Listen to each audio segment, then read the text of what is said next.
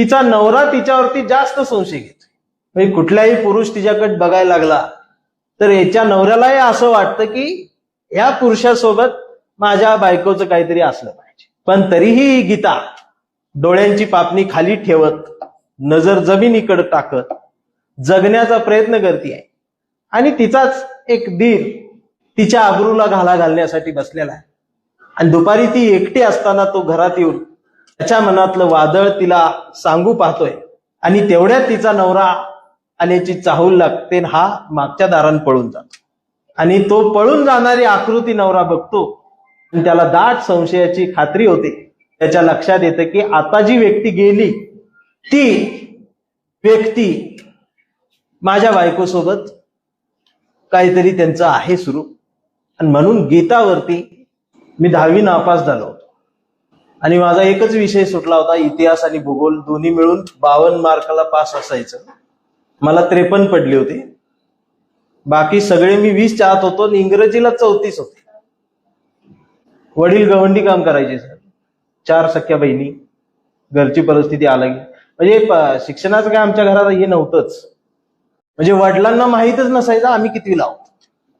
संध्याकाळी 9 वाजता एक शेजारचं पोरगं घरी पेढे द्यायला आल्यावर वडिलांनी मला विचारलं, तुझं काय झालं? मी सांगितलं मी नापास झालोय. तर वडिलांनी त्यावर मला काही विचारलं नाही, रागवलं नाही. तर म्हणले ठीक आहे, उद्यापासून माझ्यासोबत कामाला चल. म्हणजे हे आमचं ठरलेलंच होतं. आणि साताऱ्याला एका लग्नाला मी, तेव्हा त्या मुलीचं वराड तिकडून पुण्यातून तिथं आलं. मग त्या लग्नाच्या वराडात, त्या लग्नात मंडपात 2-4 मित्र आमची दिवसभर मैत्री झाली. ते म्हटले चल पुण्याला 2 दिवस. त्या वराडातनं पुण्याला गेलो. आणि मग आमच्या गावाला वाळू चाळायला, सेंटरिंग कामाला त्यावेळेला 70 रुपये हाजरी होती. आणि पुण्याला 110 रुपये हाजरी होती, ती बी खाऊन पिऊन. म्हटलं ही बरं आहे. आणि मी तिथं सेंटरिंग काम करू लागलो. वय वर्ष 16 होतं. आणि मग पुण्याला कोणतरी आयुक्त आले. कायदा कडक अंमलबजावणी झाला. कायदे कधी कधीच अंमलबजावणी होतात. आणि मग 18 वर्षाच्या आतील कामगारांना काम करताना दिसले तर ते सगळं रद्द केलं जायचं. आणि आम्हाला कामावर येऊ नका असं सांगितलं. मग माझ्याकडे पोट भरण्यासाठी काही राहिलं नाही. पण काम करू शकत नव्हतो, पण व्यवसाय करू शकत होतो. म्हणून मग भाजीपाल्याची हातगाडी हा एक व्यवसाय मला दिसला. आणि मग भाजीपाला विकत विकत त्या पुण्याच्या टिळक रस्त्यावरती दुपारचं मी थांबायचो, ऊन जास्त पडल्यावर. आणि मग बाजूला एक रद्दीवाला बसलेला असायचा, त्याच्याकडे जुनी पुस्तकं वगैरे ती विकत बसलेला असायचं. दररोज तिथं तासभर बसत होतो, पण कधी त्या पुस्तकांजवळ गेलोच नाही. आणि एक दिवस बसलेला असताना एक पुस्तक असं बाहेर आलेलं दिसलं, त्यावर अण्णाभाऊंचा फोटो होता. आणि मग मला आठवलं, म्हटलं ह्या माणसांची आम्ही जयंती साजरी करतो, पण कधी यांना असं पुस्तकात बघितलंच नाही. अध्यक्षांनी सांगितलं नाचा, आम्ही नाचलो. म्हटलं बघाव काय. आणि मग ते पुस्तक उघडलं. दुपारचे 1:30-2 वाजले असतील. जे वाचायला माझी सुरुवात झाली, संध्याकाळचा अंधार पडल्यानंतर दिसायचं बंद झाल्यावर माझ्या लक्षात आलं, जवळजवळ 6 तास मी इथं गुंतून पडतो. आणि कांदा, बटाटा, टमाटा, कोथिंबीर तशीच पडल्या. अण्णाभाऊंनी मला पकडून ठेवलं, तरी अण्णाभाऊंनी शांत बसू दिलं नाही. म्हणजे समोर चित्रपट सुरू आहे असं ते चित्रण दाखवणारा एवढा अफाट प्रतिभावंत असणारा लेखक माझ्या वाचनात दुसरा आला नाही. म्हणजे अण्णाभाऊंना वाचताना समोर आपण एखादं HD कॅमेऱ्यानं काढलेलं चित्र किंवा चित्रपट पाहतोय असाच भास होतो. आणि हे वाचून तुम्ही पहा, ज्यांनी वाचलं नसेल त्यांनी. जर तुम्हाला तसं चित्र नाही दिसलं किंवा तसा पिक्चर नाही दिसला तर समजून जा की आपण दरिद्री आहोत. त्यात अण्णाभाऊंची चुकी नाही, आपण दरिद्री आहोत. आणि मग वाचनाची आवड निर्माण झाली. त्यातून मग एक ओळ कवितेची लिहिता आली. मग सगळं जे मिळेल ते वाचायला लागलं. आणि अण्णाभाऊंचं साहित्य, लोकशाहीर अण्णाभाऊसाठी. आज या दिवशी मला अण्णाभाऊंचा एक प्रसंग आठवतोय. प्राचार्य पी.बी. भोसले नावाचे एक मित्र होते त्यांचे, अण्णाभाऊंचे. आणि अण्णाभाऊ कोल्हापूरला त्यांच्याकडे यायचे. त्यांनी लिहिलेलं आहे. आणि अण्णाभाऊ साठे आणि भोसले सर कोल्हापूरमध्ये रस्त्यानं पायी फिरायचे. आणि एक दिवस मराठी साहित्यातल्या एक फार मोठ्या समीक्षिका देशपांडेबाई नावांच्या, त्यांनी मराठी साहित्यातल्या प्रत्येक लेखकांच्या साहित्य कृतीवर समीक्षक पर लेख ग्रंथ लिहिलेले होते. आणि त्यांचं तिथं पोस्टर लागलं होतं. आणि त्या दिवशी त्या तिथं कोल्हापुरात येणार होत्या. अण्णाभाऊ 2 मिनिटं ते पोस्टर बघत थांबले. प्राचार्य पी.बी. भोसले सर त्यांना सांगायला लागले की या मराठी साहित्यामधल्या फार मोठ्या समीक्षिका आहेत. तर अण्णाभाऊंच्या डोळ्यात पाणी होतं. भोसले सर म्हटले, साठे सर पाणी का डोळ्यात? अण्णाभाऊ म्हटले, मी ओळखतो यांना, पण मला वाईट एवढं वाटतंय म्हटले की आजपर्यंत माझ्या एवढ्या कादंबऱ्या, एवढ्या कथा ज्या देशातल्या बाहेर जाऊन विदेशामध्ये अनुवादित रूपांतरित झाल्या दुसऱ्या भाषांमध्ये, पण या मॅडमना माझं एखादं पुस्तक दिसलं नसेल का? अण्णाभाऊंनी तेव्हा बोलून दाखवलेली खंत की मी आज अनुभवतेच आहे. मनाला चटका लावणारा अण्णाभाऊंचा मृत्यू असेल, काळजाला घाव घालणारा अण्णाभाऊंचं जगणं असेल, आणि अजून तरी अण्णाभाऊंना महाराष्ट्रानं कुठं घेतलंय समजा. साहित्यातल्या या प्रतिभावंत सूर्याचा खरा सन्मान रशियातल्या वास्कोच्या मातीत झाला. आता 1 ऑगस्टला दिसतील अण्णाभाऊ रथात, आणि पुढे डीजे, आणि त्यांच्यासाठी पाहिजे पाऊस. आज जसा पाऊस पडला त्या दिवशी पडल्यावर पर्वणी असेल, आणि पावसात नाचता येतं. 2 वर्षापूर्वी अण्णाभाऊंच्या नावानं अण्णाभाऊंचं नाव एका ताऱ्याला दिलं. कार्यकर्ते नाचायला लागले. मी म्हटलं काय झालं? तर म्हटले नितीन दादा अण्णाभाऊंचं नाव ताऱ्याला दिलं. मला या आनंद झाला. म्हटलं दिलं. मग मी त्याला विचारलं, म्हटलं कुठं आहे तारा? ते वरच बघायला लागला. म्हटलं इकडं पश्चिमेला आहे, पूर्वेला आहे, वर तर सगळं ढगच. ते अजूनपर्यंत वरच बघत बसलाय. म्हणजे जी डोळ्याला दिसत नाही नीट, तिथं नाव अण्णाभाऊंच. अच्छा, दिलं, तेवढा तरी सन्मान केला. माझी मागणी आहे, लोकशाहीर अण्णाभाऊ साठेंना भारतरत्न पुरस्कारानंच आम्ही सन्मानित केलं पाहिजे. आणि त्या उंचीचा लेखक भारतामध्ये सुद्धा नाही. आता अनेक जण भोवया उंच करतील किंवा सोशल मीडिया कमेंट, अण्णाभाऊंना भारतरत्न कसा काय? त्यांना माझं एक प्रश्न आहे, सचिन तेंडुलकर कोण आपले मेहुणे आहेत का?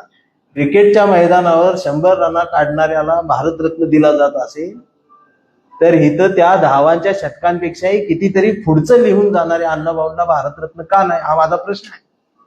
आजही मराठी साहित्यामध्ये मागण्या आमच्या असल्या पाहिजे सगळ्यांच्या. अभ्यासक्रमात अण्णाभाऊसाठी नाही. अण्णाभाऊंचा एकच धडा स्मशानातलं सोनं अभ्यासक्रमात होता, आणि तो धडा ज्या ज्या पोरांनी अभ्यासला, आज महाराष्ट्रात कुठेही जाऊन त्या पिढीतल्या कुठल्याही एका पोराला जरी विचारलं किंवा हुशार पोराला जरी विचारलं आवडते लेखक कोण, हे त्याने एकच धडा वाचलाय, पण अजून त्याला तोंडपाठ आहे. 20 वर्ष होऊन गेलेत लोकशाहीर अण्णाभाऊ साठे. मग इथल्या लक्षात आलं की अण्णाभाऊंना पुस्तकात घातले की आम्हाला कोण विचारत नाही. माझं सांगणं आहे, मराठी साहित्यातल्या सारस्वतांच्या बाजारात उभ्या असणाऱ्या शब्दांच्या व्यापाऱ्यांना, पाडगावकर, शिरगावकर, माडगुळकर, चाटे आणि माटेंच्या आधी अण्णाभाऊ साठेंना उभं केल्याशिवाय मराठी साहित्याचा उंबरठा ओलांडता येणार नाही.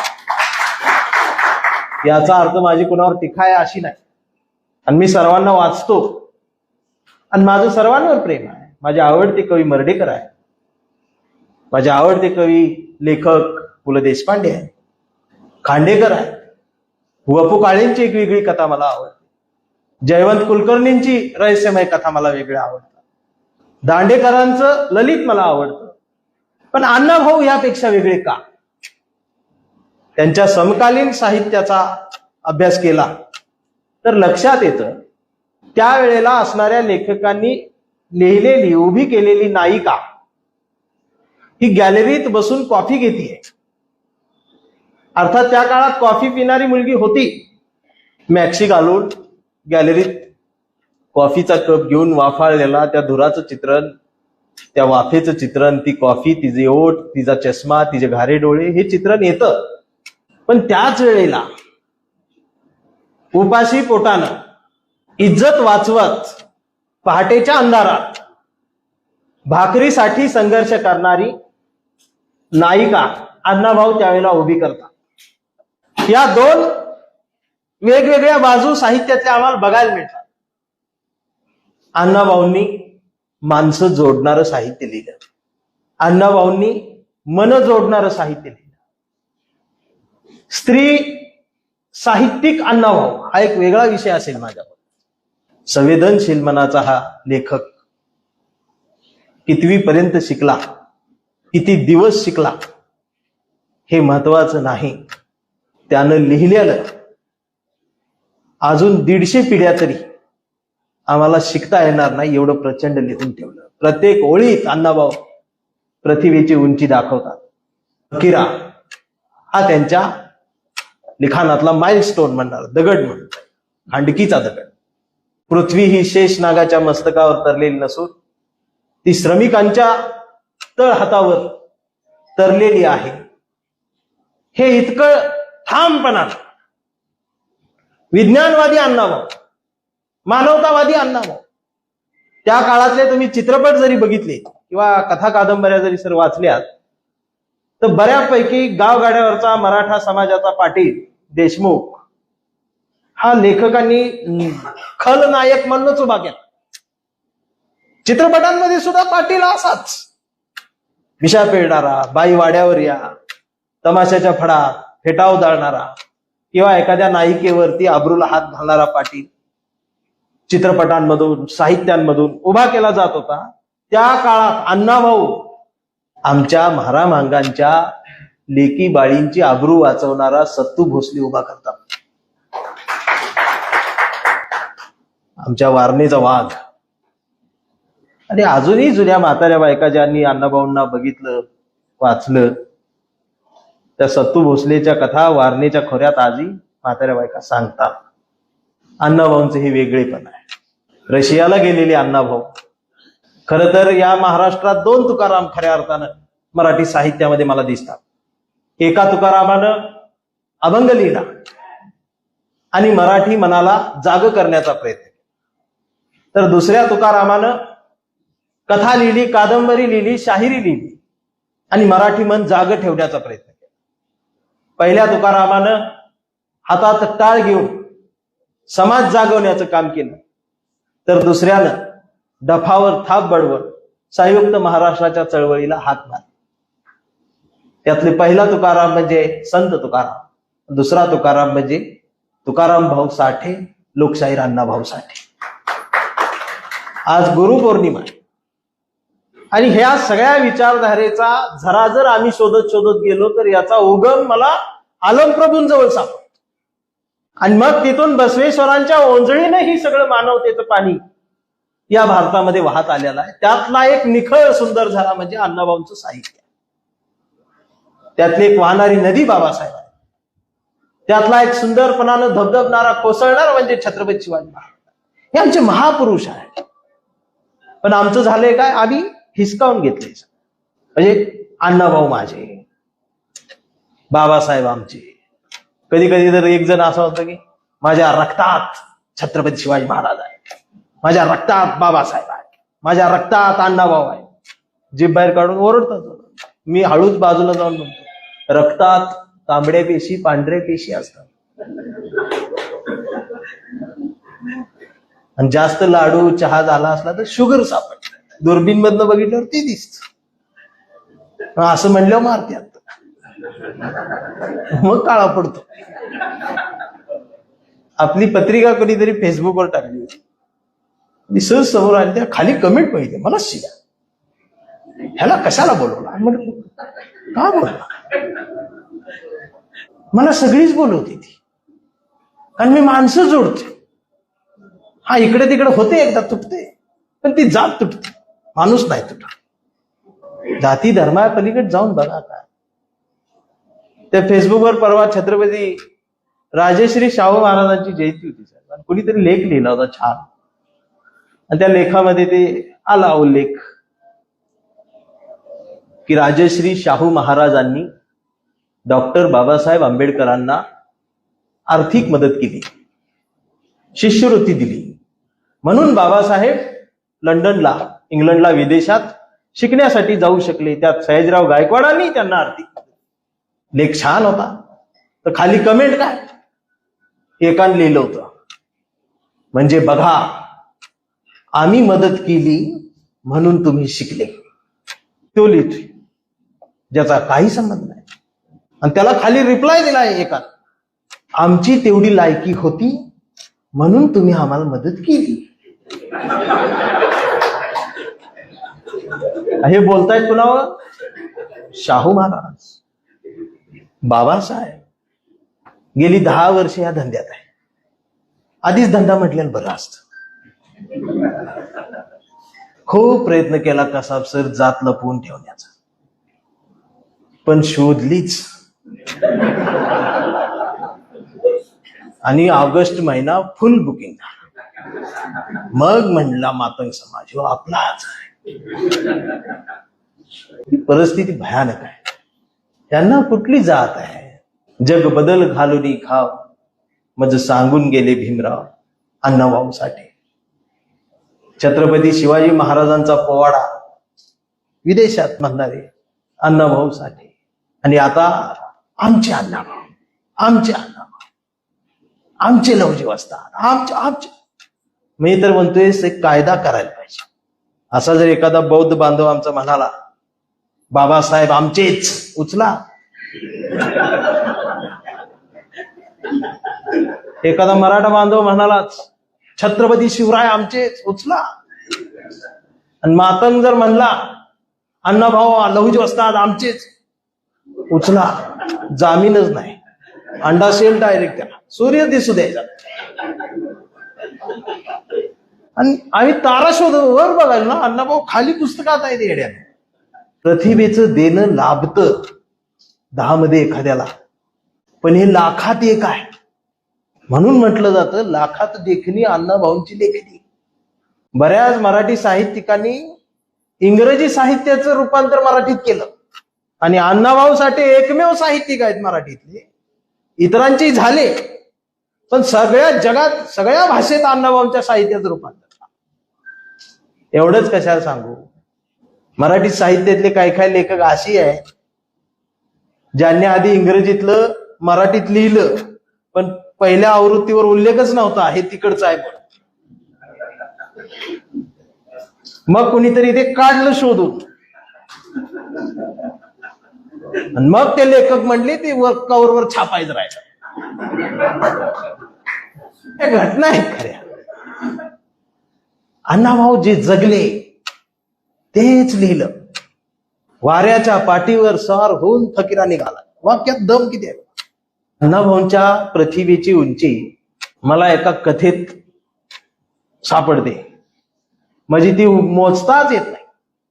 फकीरा ही तर अण्णाभाऊंचं म्हणजे सगळ्यांचं आवडतं साहित्य आहेच. पण कधी जमलंच, मला ते पुस्तकाचं नाव आठवना, पण अण्णाभाऊंचे एक डोळे नावाची कथा आहे, जी अण्णाभाऊंची सगळ्यात माझी आवडती. अण्णाभाऊंचं जेवढंच आहे सगळं आवडतंच, पण डोळे महिन्यातून एकदा दोनदा वाचतोच. एखाद्या मुलीच्या डोळ्याचं वर्णन कशा शब्दात करावं आणि ती मुलगी कशी उभी करावी. अण्णाभाऊंची डोळे नावाची एक कथा आहे. एका कथेमध्ये त्या सगळं भावविश्व फिरवून जातं माणसाचं. गीता नावाची एक मुलगी आहे, तिचे डोळे फार सुंदर आहेत. आणि ती ज्यांच्याकडे बघते त्यांना असं वाटतं की ही माझ्याकडे प्रेमानच बघते. आणि प्रत्येकाला संशय असतो की ही माझ्या प्रेमात आहे, कारण तिचे डोळे खूप बोलतायत. तिचे डोळे सुंदर आहेत आणि तिचं लग्नही झालेलं आहे. अण्णाभाऊंनी फार सुंदर वर्णन केले ते. आणि तिचे डोळे सुंदर असल्यामुळं, ती दिसायला सुंदर असल्यामुळं तिचा नवरा तिच्यावरती जास्त संशय घेतो. म्हणजे कुठलाही पुरुष तिच्याकडे बघायला लागला तर याच्या नवऱ्यालाही असं वाटतं की या पुरुषासोबत माझ्या बायकोचं काहीतरी असलं पाहिजे. तरीही गीता डोळ्यांची पापणी खाली ठेवत, नजर जमिनीकडे टाकत जगण्याचा प्रयत्न करते आणि तिचाच एक दीर तिच्या आबरूला घाला घालण्यासाठी बसलेला आहे. आणि दुपारी ती एकटी असताना तो घरात येऊन त्याच्या मनातलं वादळ तिला सांगू पाहतोय आणि तेवढ्यात तिचा नवरा आल्याची चाहूल लागते. हा मागच्या दारान पळून जातो आणि तो पळून जाणारी आकृती नवरा बघतो आणि त्याला दाट संशयाची खात्री होते. त्याच्या लक्षात येतं की आता जी व्यक्ती गेली ती व्यक्ती माझ्या बायकोसोबत काहीतरी त्यांचं आहे सुरू. आणि म्हणून गीतावरती शिव्या द्यायला सुरुवात करतो, गीताला भांडतो. मग ती गीता पदर पसरून सांगते की मी पवित्र आहे, माझ्या अंगाला कुणी हात लावलेला नाही, तुझ्याशिवाय माझं शरीर कुणी पाहिलेलं नाही. पण तो ऐकत नाही. आणि मग विशाळगडला त्या काळात एक प्रथा होती, ती आतापर्यंत होती, आता बंद झाली. तिथे एक पुजारी बसायचा, कढई असायची, तेल उकळलं असायचं त्यामध्ये, आणि तिथं खरं खोटं करायची पद्धत होती. तो म्हणाला देवबाबाकडे चल, तिथं खरं खोटं करू. गीताचा यावरती विश्वास नव्हता, तो तिला तिथे घेऊन गेला. आणि ते नियम असा होता की तुम्ही जर खरे असाल हात तेलात टाकायचा, खरे असाल तर हात भाजणार नाही, तुम्ही जर खोटं बोलत असाल तर हात भाजणार. आणि आजपर्यंत त्या कढईतनं कोणाचाच हात नीट वर आला नव्हता. मग गीता तिथं उभी राहिली आणि पुजाऱ्यानं सांगितलं घाल हात, तू जर खरी असशील तर तुझा हात भाजणार नाही, तेल उकळलेला आहे. आणि तू जर खोटी असशील तर तुझा हात भाजून चमडं निघून जाईल. आणि मग गीताच्या लक्षात आलं की तुम्ही किती खरी असली तरी विज्ञानाच्या नियमानुसार हात काही नीट वरती येणार नाही. आणि मग गीता तिथं बंड करते. अण्णाभाऊ काय करतात पात्रांच्या कृतीतून. गीता तिथं म्हणते पुजारी बाबा तुम्ही देवाच माणूस, तुमचा थेट संबंध देवाशी आहे, मी साधी बिचारी बाई, तुम्ही असं करा, माझ्या वतीनं तुम्हीच त्याला हात घाला. मी जर खरी असेल तर तुमचा हात भाजणार नाही, आणि मी जर खोटी असेल तर तुमचा हात भाजेल. यावरती त्या आजवर सुरू असलेल्या परंपरेला, व्यवस्थेला धक्का दिला, प्रश्न केला. म्हणून तिथं तिला नाकारलं. आणि मग तिच्या नवऱ्यानं सुद्धा तिथंच तिला मारहाण करून तिला सोडून दिलं. आणि रात्रीच्या अंधारात विशाळगडच्या डोंगरावरून ती चालत कोल्हापूरच्या दिशेने येते. आणि रात्रीच्या अंधारात अण्णाभाऊ मावळणीकडे का कुठेतरी तिकडे गेलेले आहेत, आणि त्या रस्त्यानं अण्णाभाऊ चालत तिथं भेटताय अंधारात. आणि चांदणं पडलेलं आहे. आणि अण्णाभाऊची आणि त्या गीताची ओळख होते. पहिल्या भेटीतच भाऊ बहिणीचं नातं निश्चित होतं. आणि अण्णाभाऊ रात्रभर चालत, तो रात्रीचा प्रवासही त्यामध्ये गुंड दरोडेखोर मागावरती आहे. तिला वाचवत अण्णाभाऊ सकाळी तिला नागावला आणून सोडतात, तिच्या दारात तिचं घर बघतात. आणि अण्णाभाऊ निघून पुन्हा वाटेगावला येतात. आणि कथेचा शेवट, काही दिवसानंतर अण्णाभाऊ त्याच भागात फिरत चालत गेलेले असतात. आणि मग अण्णाभाऊंना आठवते ती रात्र विशाळगडच्या पायथ्याशी, ती भेटलेली एक बहीण, तिचं घर इथंच आहे, काय तिचे डोळे होते, किती सुंदर देखणी स्त्री माझ्या आयुष्यात बहीण म्हणून आली, पुन्हा एकदा तिचे डोळे पाहावे, पुन्हा एकदा तिला पाहावं. म्हणून अण्णाभाऊ तिच्या दारात जात आहेत. अंगणात सकाळची वेळ आहे, इकडं तिकडं बघतायत तर एक मुलगी गुडघ्यात मान खाली घालून बसलेली आहे, हाडं दिसत आहेत. आणि अण्णाभाऊ आवाज देत आहेत, गीता आहे का? आणि मग गुडघ्याच्या खाली मान घातलेली गीता मानवर विचारते, कोण? वाटेगावचा भाऊ आहे काय? आवाजावरनं ओळखलं. आणि मग अण्णाभाऊ तिला म्हणतात, तुम्ही कसं काय माझा आवाज ओळखला? तर ती म्हणते, मीच गीता. आणि मान वर करून अण्णाभाऊंकडे बघते, त्यावेळेला अण्णाभाऊ हादरून जातात. कारण गीताचे दोन्ही डोळे नसतात, तिथं फक्त भुयार असतात. आणि अण्णाभाऊ म्हणतात, जगातले मी पाहिलेले एवढे सुंदर डोळे कुठं गेले? त्यावर ती उत्तर देते, याच डोळ्यांनी घात केला, याच डोळ्यांनी सौंदर्य दिलं, पण याच डोळ्यांनी संशय दिला, याच डोळ्यांनी जगणं मुश्किल झालं, याच डोळ्यांच्या सुंदरतेमुळे संसार मोडला. आणि म्हणून हे डोळे घेऊन सुंदरता घेऊन जगता येणार नाही. कारण रोजच्या वखवकलेल्या नजरा, त्या नजरेंना या डोळ्यातली निखळता भिडणार नाही. म्हणून भाऊ मी डोळे फोडून घेतले असं सांगणारी गीता एवढं अण्णा भाऊ वेगळ्या दुनियेत घेऊन जातात. आणि म्हणून अण्णाभाऊंची जयंती ही डीजे वर नको. अण्णाभाऊंची जयंती ही महाराष्ट्राच्या सरकारनं, या देशातल्या शासनानं साहित्याचा सप्ताह म्हणून फार मोठ्या प्रमाणात साजरी केली पाहिजे. पण आम्ही या जातीचा लेखक, या जातीचा महापुरुष म्हणून अडकावून ठेवलं.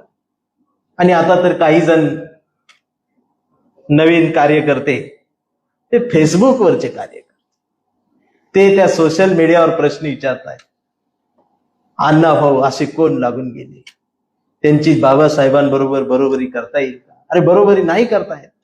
अण्णाभाऊंनीच लिहून ठेवलंय, जग बदल घालून निघाव मग सांगून गेले भीमराव. बाबासाहेब ही उंची वेगळी, साहित्यातल्या अण्णाभाऊंची उंची वेगळी. कारण आम्ही बघत नाही. म्हणून तुम्ही मला ऐकताना सुद्धा तुमचा जातीचा घेर टाकून न्यूट्रलवर माणूस म्हणून जर मला ऐकाल तर नितीन चंद्रशी तुम्हाला कळेल. म्हणून तुमच्या पोस्टवर कमेंट केलेल्यांना सांगा, देश स्वातंत्र्य होऊन किती वर्ष झाली आणि आम्ही अजून बी भाकरीसाठी संघर्ष सुरू आहे. प्रत्येक जात एकटी पडलेली आहे. मला वाटतंय सरकारी सेवेत, नोकरीत, पेन्शनवर असणारी तुमच्यातली बसलेली ही शेवटची पिढी आहे. आता काही नोकऱ्या नाहीत. आणि कितीही काही झालं तर आपली पोरं डॉक्टर होतील. 20 लाख रुपये फी आहे वेगळ्या बॅचची, फक्त त्यातनच डॉक्टर होते. तुमची सुद्धा अभ्यास करून तहसीलदार झालेली शेवटचीच पिढी. पेपरच फुटते असं. ते पेपर दरवर्षी फुटत होतं, आम्हाला आता कळलं. आणि या वर्षी पेपर नीट फुटला नाही. आधी नीट फुटत होते, यावर्षी नीट म्हणून कळलं.